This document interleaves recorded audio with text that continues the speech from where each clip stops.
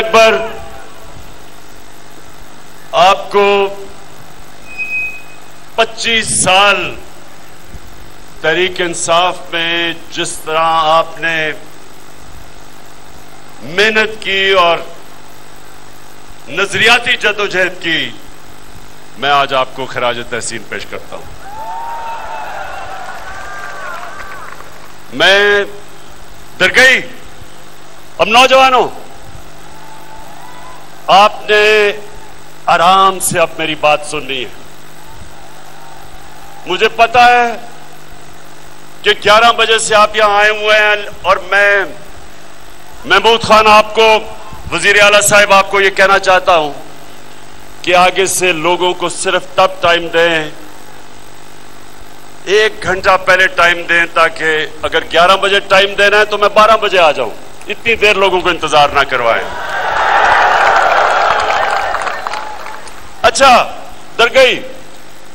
पहले तो आपका बल्दियाती इलेक्शन हो रहा है। इंशाअल्लाह मुझे पूरी तरह उम्मीद है कि दरगई के बाशऊर नौजवान और बुजुर्ग उस जमात के साथ अब चलेंगे जो पाकिस्तान के साथ खड़ी है, जो इस मुल्क की एक आजाद फॉरेन पॉलिसी के साथ खड़ी है और जो चोरों के साथ के खिलाफ खड़ी है। इंशाअल्लाह वो चलेंगे, मुझे पूरा यकीन है। लेकिन नौजवानों, आज जो अहम आज मैं बात करने आया हूं, और आपने बड़ी गौर से आज मेरी बात सुननी है, क्योंकि कभी कभी कौमों की जिंदगी में फैसला कुन वक्त आता है जब कौम के सामने 2 रास्ते आ जाते हैं। मेरे पाकिस्तान के नौजवानों, हम नमाज में सिर्फ एक चीज मांगते हैं। नौजवानों, हम अजान में सिर्फ अल्लाह से एक चीज मांगते हैं कि अल्लाह उनके रास्ते पे लगा जिनको तूने नेमतें बख्शी हैं,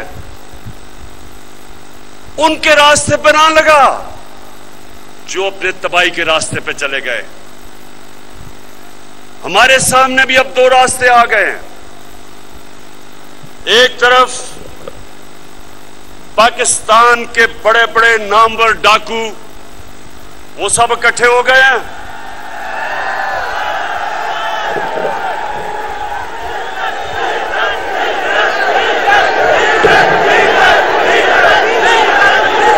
और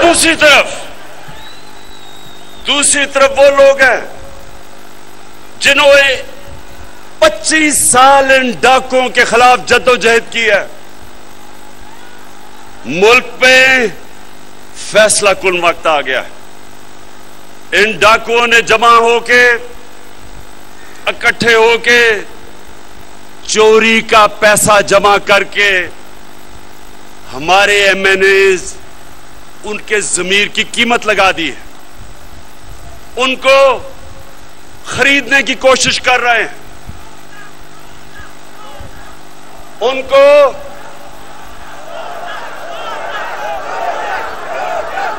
मेरे दरगई के नौजवानों, 1 मिनट सुन ले मेरी बात। लोटे में मतलब तो एक लोटे में, फिर से सुन ले, एक होता है लोटा और एक होता है जमीर फरोश जो अपना जमीर बेचता है। इनमें फर्क होता है। जो लोटा होता है ना, वो जिधर इख्तिदार होता है उधर उसका मुंह चला जाता है। लेकिन जो जमीर फरोश होता है वो पैसे लेके अपना सौदा करता है, अपने मुल्क का सौदा करता है, अपनी जुम्मत का सौदा करता है, अपने दीन का सौदा करता है। और उसका दीन, जो भी दीन हो, चाहे वो क्रिश्चियन हो, चाहे वो हिंदू हो, कोई भी अल्लाह का दीन आपको इजाजत नहीं देता अपने ज़मीर को बेचने के लिए।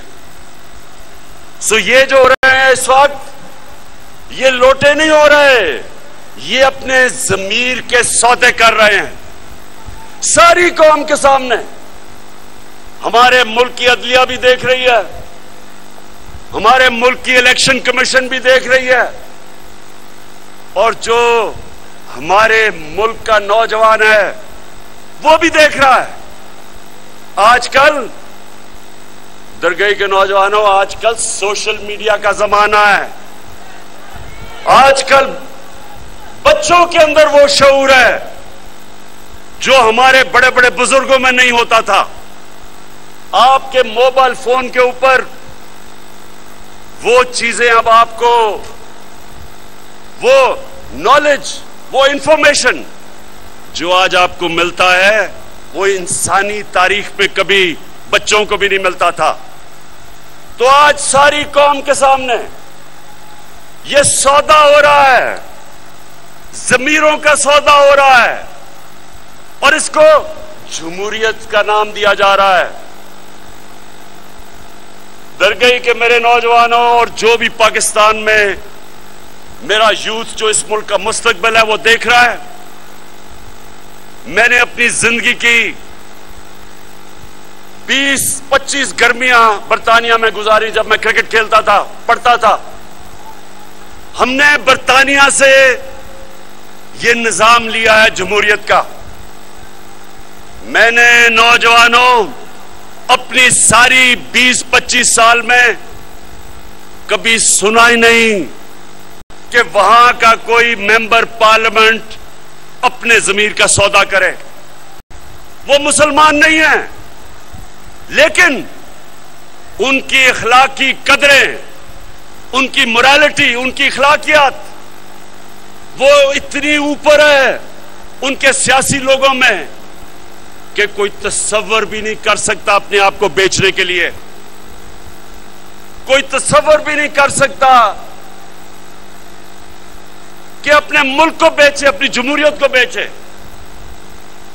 क्योंकि वहां उनको पता है कि कोई जगह नहीं मिलेगी माशरे में, उनको उनकी सियासत खत्म हो जाएगी। तो आज मैं सारी अपनी कौम को कहता हूं कि ये वो टाइम आ गया है कि आप फैसला करें अब किधर खड़े हैं।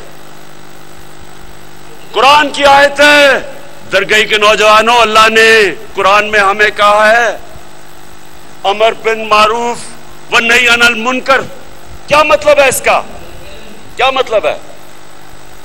मतलब नहीं तो अभी आपको सबको मतलब पता चल जाएगा। इसका मतलब है कि अल्लाह ने हमें हुक्म दिया है कि अच्छाई के साथ खड़े हो और बुराई के खिलाफ खड़े हो। अल्लाह ने हमें ये नहीं कहा कि तुम न्यूट्रल रह जाओ, ना इधर ना उधर। अल्लाह ने हुक्म दिया है अगर आपने अपने माशरे को बचाना है और ऊपर अजीम मुल्क बनना है तो आपने बदी के खिलाफ खड़े होना है, जहाद लड़नी है। जब खुलेआम सिंध हाउस के अंदर बंद करके एमएनएस को सिंध की पुलिस लाके पहरा दे और बोरियां पैसे की आए और जमहूरियत का जनाजा निकाला जाए तो सारी कौम के ऊपर लाजिम हो जाता है कि वो खड़े हों सच और हक और अच्छाई के साथ, और इस किस्म की सौदाबाजी के खिलाफ अपनी आवाज बुलंद करें। यह अल्लाह का हुक्म है, ये कुरान की आयत है। और जो मुल्कों की मैं नाम ले रहा हूं, जो मुसलमान भी नहीं, नौजवानों, उन मुल्कों के अंदर उनकी अक्सरियत अच्छाई के साथ खड़ी होती है। किसी की जुर्रत नहीं है किसी सियासतदान की कि वो अपने जमीर का सौदा करे। तो मैं सबसे पहले, अब नौजवानों आप ये मेरी जरा बात सुननी है, मैं आज सबसे पहले नून लीग के लोगों से बात कर रहा हूं। नून लीग वालों, तुमने तो आसिफ जरदारी को 2 दफा जेल में डाला है चोरी पे। तुमने तो अपने दौर पे उसके ऊपर करप्शन के अरबों रुपए के जाली अकाउंट्स, फेक अकाउंट्स के केस बनाए हैं। और पीपल्स पार्टी वालों, आपने तो सारे नवाज शरीफ के ऊपर केस बनाए हुए चोरी के। हुदैबा पेपर मिल का केस तो आपने बनाया उसके ऊपर। आपने, आपके जमाने में जब ये 2008 से 2018 तक जब जो 2 चोरों की हुकूमत थी, तो आपने तो एक दूसरे के ऊपर केसेस बनाए थे। तब तो ये चोर थे। और शहबाज शरीफ, आपने जब पेट फाड़ के जरदारी का पैसा निकालना था तो वो चोरी का पैसा था ना। और फिर फजल रहमान, जरा मुझे आप बात जवाब दें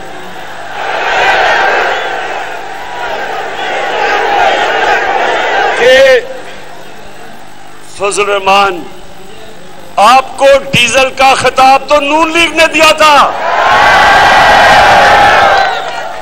उनके एक रंगबाज, उसको मैं कहता हूं, बड़ा करप्ट आदमी है, बड़ी बड़ी बढ़के मारता है, उसने आपको डीजल इसलिए कहा था कि उसने कहा आपने पीपल्स पार्टी की हुकूमत से डीजल के परमिट लेके बेचे थे। और आपके ऊपर जो ये शोहदा की जमीन पे आपने कब्जा किया, नैब का केस, वो तो नून लीग के दौर में आपका बना था। तो सवाल दरगई के नौजवानों, आज अब मैं सबको गवाह बना के इनसे सवाल पूछता हूं कि क्या, सुने जरा ये सवाल, और पाकिस्तान की कौम जो देख रही है, कि क्या चोरी सिर्फ इसलिए बुरी है जब आपका मुखालिफ करता है, लेकिन जब वो आपके साथ मिल जाता है तो चोरी बुरी चीज नहीं है?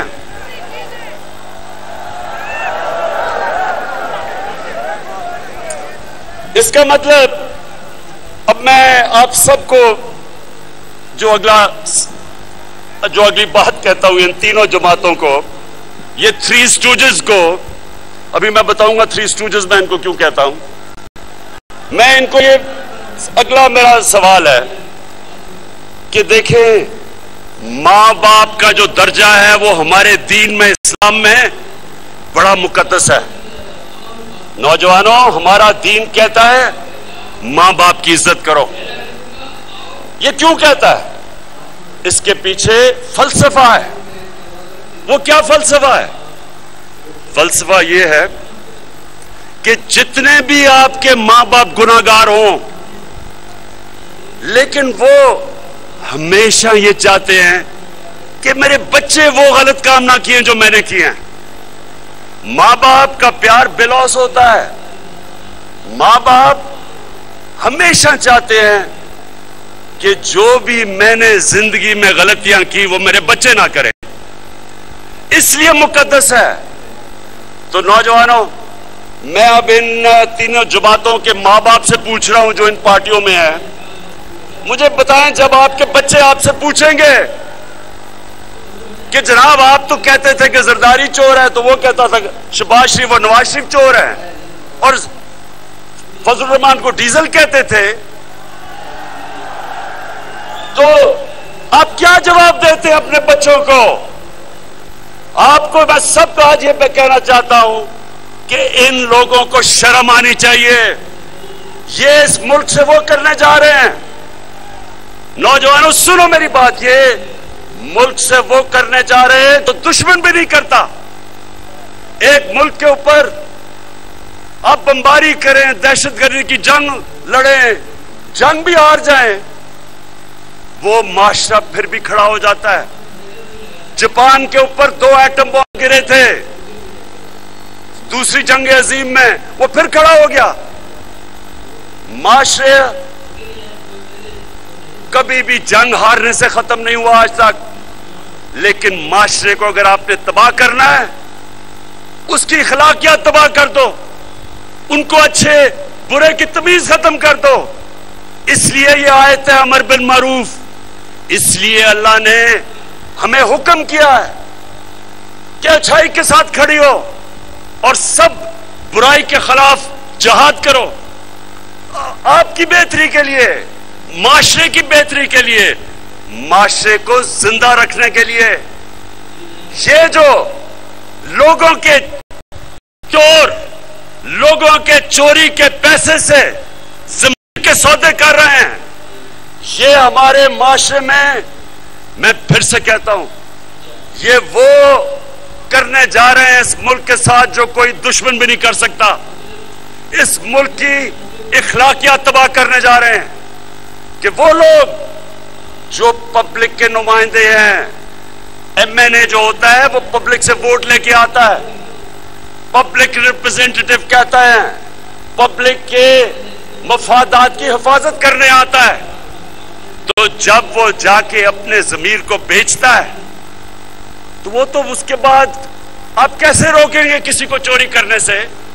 वो कहेंगे जी लीडर तो सारे चोरी कर रहे हैं और हमें कह रहे हैं सीधे रास्ते पे चलो। कौम की जब अखलाकियात खत्म होती है, कौम मेहनत करना छोड़ देती है। क्यों कोई मेहनत करे जब चोरी में पैसा है?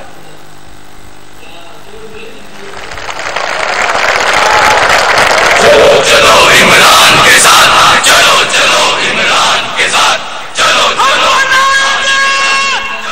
मैं अब आज दरगई आपके सामने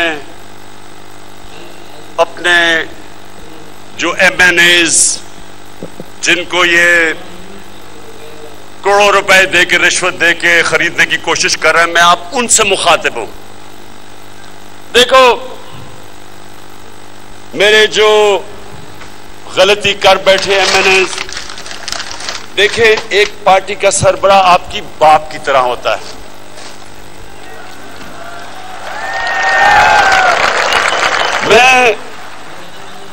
मैं आपकी भलाई के लिए अब बातें कर रहा हूं, मेरी बड़ी गौर से बात सुनो। देखें, ये वो दिन चले गए छांगा मांगा के जब इन्होंने भेड़ बकरियों की तरह एमपीज नून लीग ने छांगा मांगा उसमें और पीपल्स पार्टी ने मरी। वो दिन चले गए हैं।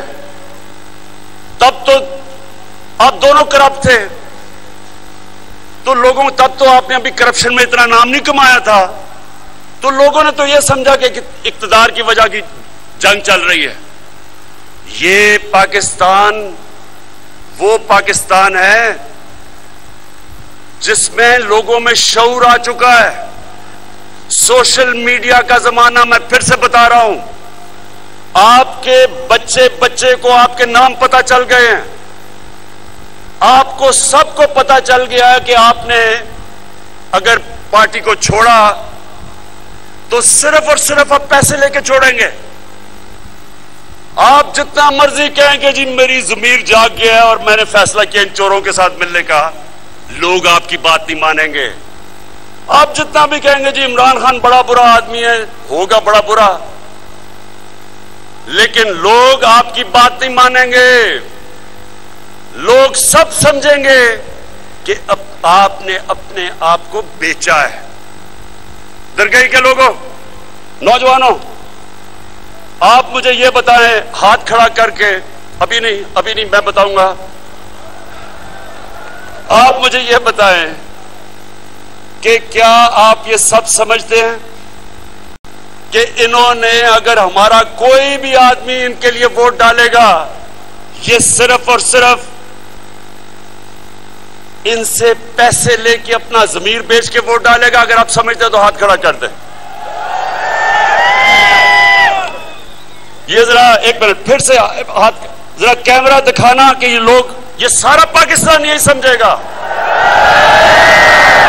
सारे पाकिस्तान में मेरे एमएनएज, मेरी सुन लें मेरी बात, आज सारे पाकिस्तान ये समझता है, आप जो मर्जी उनको कह लें, सारा पाकिस्तान ये समझेगा कि आपने अपना ज़मीर बेचा है।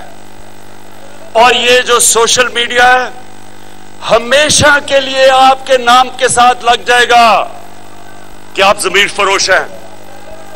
आपके लिए शादियों में जाना मुश्किल हो जाएगा। आपके बच्चों से लोग शादियां नहीं करेंगे।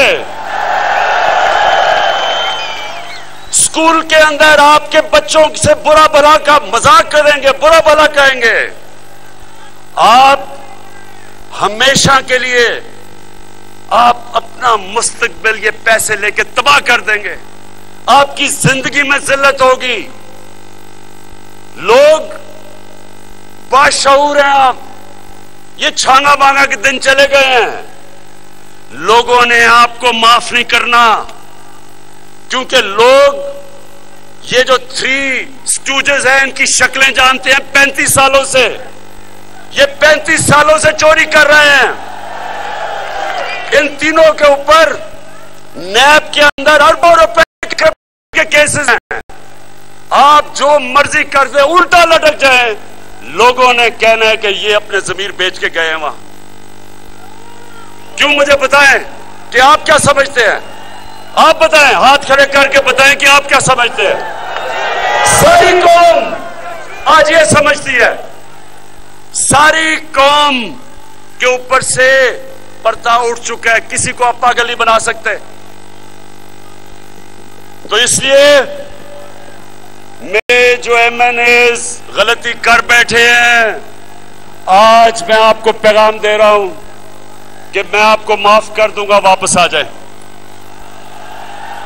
साफ चली शफाफ चली तहरीके इंसाफ चली, एक दूसरे का थामो। हम सबसे गलतियां हो जाती हैं।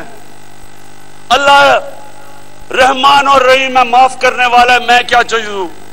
मैं तो जिस तरह का बाप की तरह हूं। बाप अपने बच्चों की गलतियां माफ कर देता है।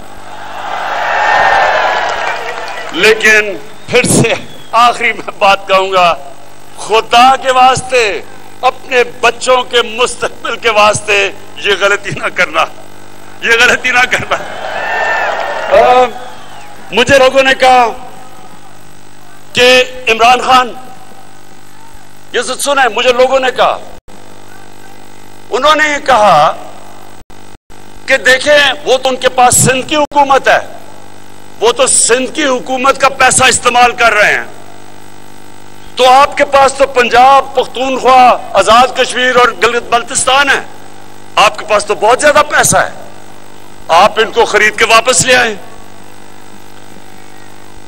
मैंने अपने लोगों को कहा जिन्होंने मुझे ये तजवीज दी, मैंने कहा सबसे पहले मैं अल्लाह को जवाब दूं, मुझे अपनी आखिरत की फिक्र है।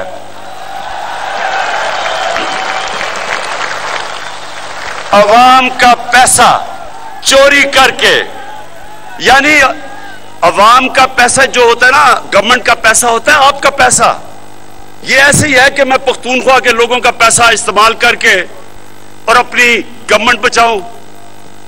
अगर मैंने लोगों का पैसा चोरी करके अपनी गवर्नमेंट बचानी है, इससे बेहतर है कि मेरी गवर्नमेंट चली जाए।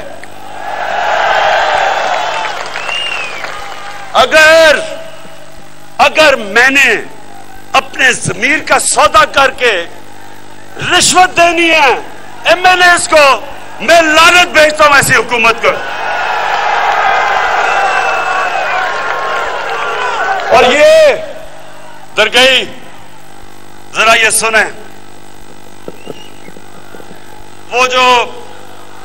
वो कौन है? अच्छा ये मुझे बताए, वो कौन है जो सूट पहन के, टाई लगा के, वो बड़ी बड़ी टोपी पहन के फिरता है पाकिस्तान में? वो कौन है? ये वो है? नहीं, ये डीजल नहीं है, ये वो आदमी है। सुने जरा, ये इसने मुझे तजवीज दी है। सुने जरा, इस बेशरम ने मुझे तजवीज दी है कि इमरान खान आपको एब्सोल्युटली नॉट नहीं कहना चाहिए था। इसके बेटे ने भी ये तजवीज दी है। और फिर इसने कहा है, दरगई में नौजवानों, बेशर्मी की इंतहा देखो कहता है कि यूरोपियन यूनियन के एम्बेसडर्स ने उनकी आपको तनकीद नहीं करनी चाहिए थी।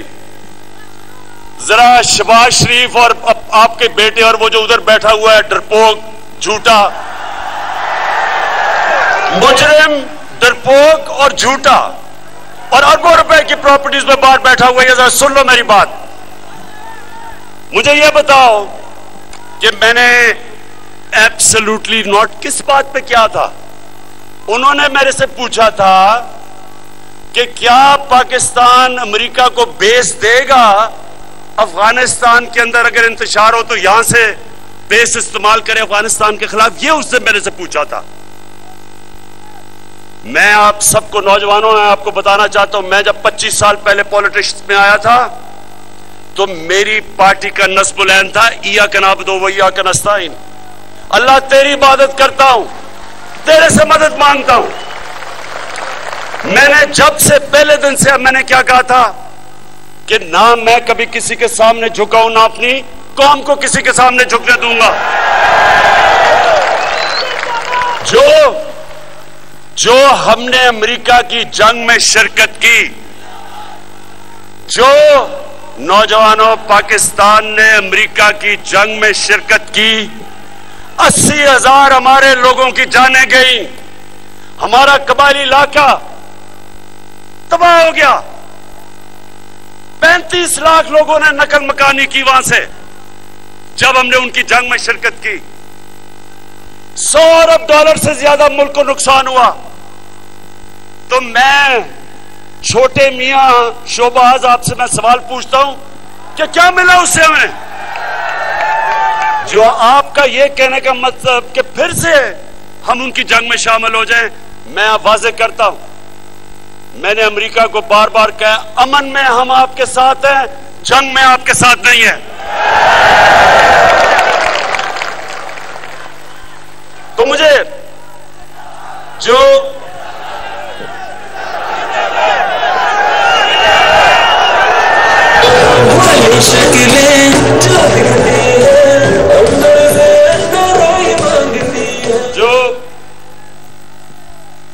शहबाज शरीफ ने यूरोपियन यूनियन की बात की, एम्बेसडर्स की, जरा गौर से सुन लें। यूरोपियन यूनियन के एम्बेसडर्स ने प्रोटोकॉल तोड़ते हुए किसी एम्बेसडर को यह हक नहीं पहुंचता कि मुल्क की फॉरेन पॉलिसी पे पब्लिक में बात करें, किसी को नहीं पहुंचता। उन एम्बेसडर्स ने प्रोटोकॉल के खिलाफ पाकिस्तान को कहा कि आप रूस के खिलाफ बयान दें। मैंने उनसे सही पूछा कि क्या आप हिंदुस्तान को यह कहेंगे? इनकी जान जाती है हिंदुस्तान को कहते हुए, और हमको इनके गुलाम है कि हमें कहें जनाब आप उनके खिलाफ स्टेटमेंट दें।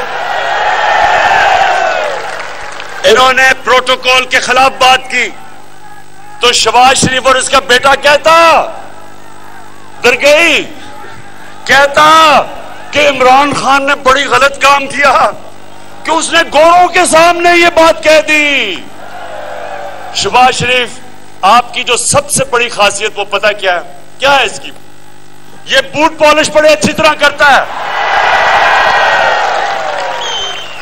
ये जब भी कोई बूट देखता है पॉलिश करना शुरू कर देता है, और ये जब कोई गोरा देखता है सूट पहन के अंग्रेजी बोलता हुआ फटाफट उसके भी जूते पॉलिश करने शुरू कर देता है। तो शहबाज शरीफ, मैं एक आजाद इंसान हूं।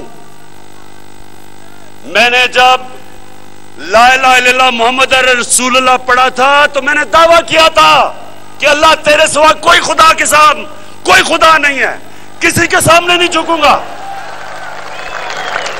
इसका यह मतलब नहीं कि हम किसी से जंग लड़ रहे हैं, हम एक आजाद मुल्क चाहते हैं।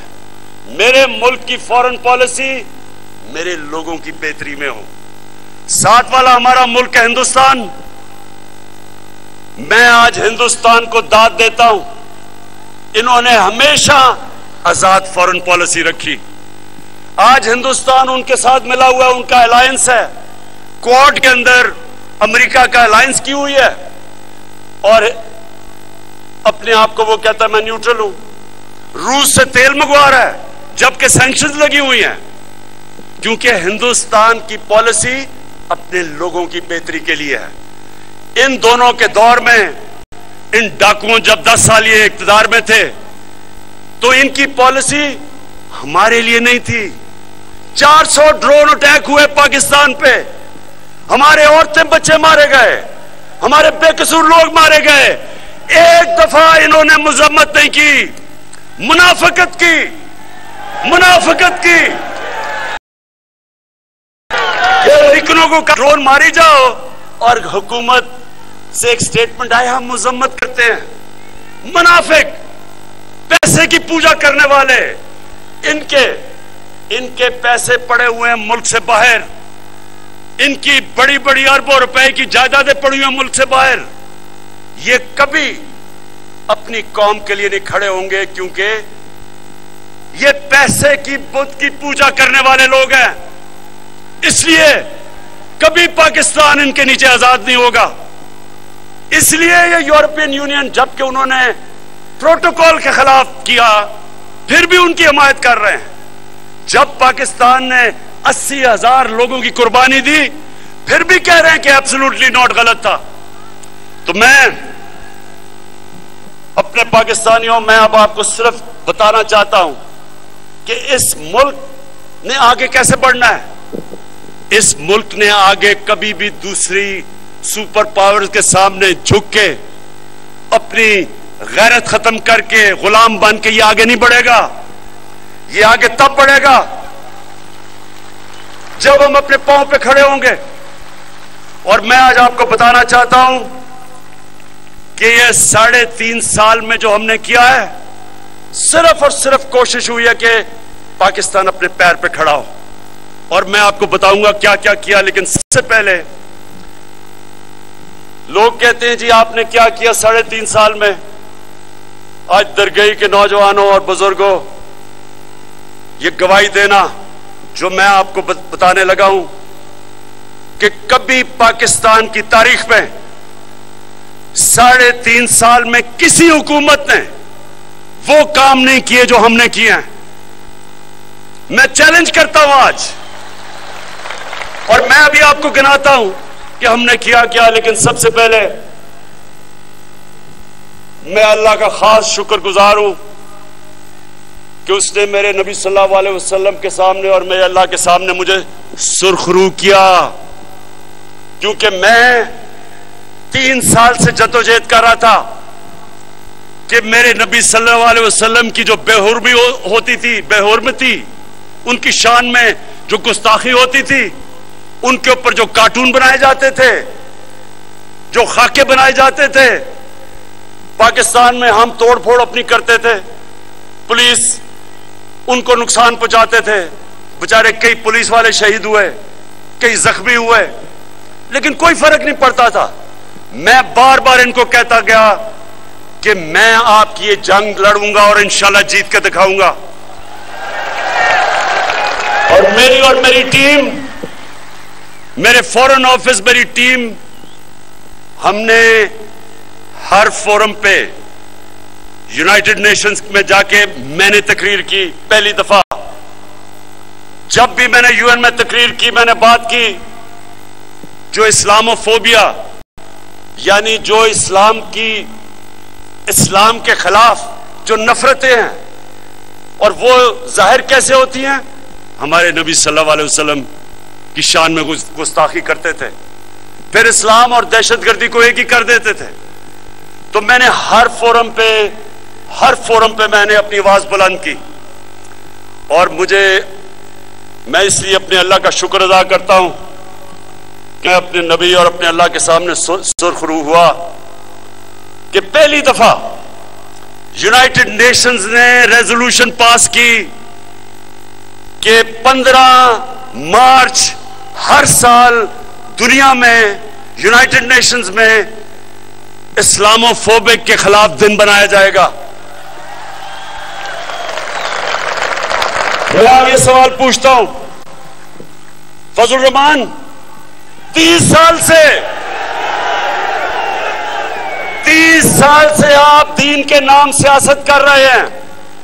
मुझे बताएं कि कभी आप इसके करीब भी पहुंचे, कभी आपने बाहर जाके बात की।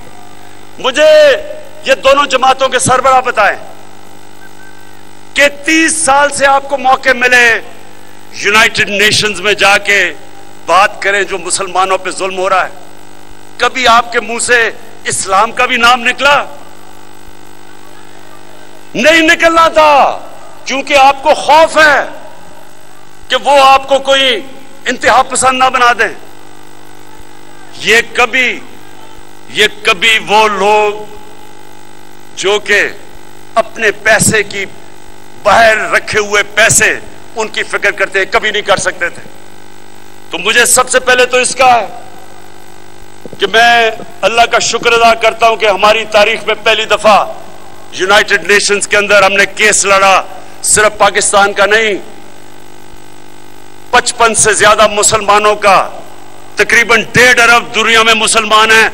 हम पाकिस्तानियों ने केस लड़ा और हमने मुसलमानों का केस जीता।